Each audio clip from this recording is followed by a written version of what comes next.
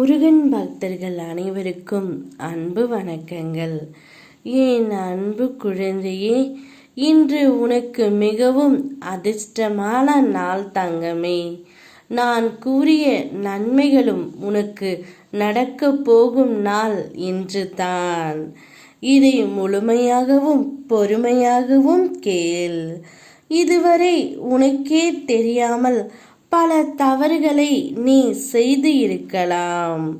ஆனால் உன் மனம் தெரிந்து எந்த ஒரு துரோகத்தையும் எந்த தவறையும் நீ செய்யவில்லை. ஆனால் உனக்கு வரும் கஷ்டம் மட்டும் நீ ஏதோ பெரிய பாவம் செய்தது போல் வந்து கொண்டே இருக்கின்றது செல்லமே. கவலை கொள்ளாதே. உனது உண்மையான பக்தியை கொண்டு நீ செய்த பாவங்களை எல்லாம் சரி செய்யலாம். நீ செய்யும் தர்மத்தை கொண்டு எந்த புண்ணியத்தையும் விலைக்கு வாங்கலாம். சரியோ தவறோ உன்னுடைய வாழ்க்கையில் நடப்பது எதுவுமே நீயாக விரும்புவதில்லை செல்லமே. எல்லாமே கடவுளின் விருப்பம்தான். ஒருவர் உன்னுடைய வாழ்க்கையில் வருவது போல் கூட கடவுளின் விருப்பம்தான். இவருடன் நான் சேர முடியவில்லை, இவர் எதற்காக என்னுடைய வாழ்க்கையில் வர வேண்டும், இவ்வளவு அன்பை தந்துவிட்டு எதற்காக என்னை விட்டு பிரிய வேண்டும் என்று நீ என்னிடம் கேட்கிறாய் செல்லமே. அனைத்தும் காலத்தின் கட்டாயம்.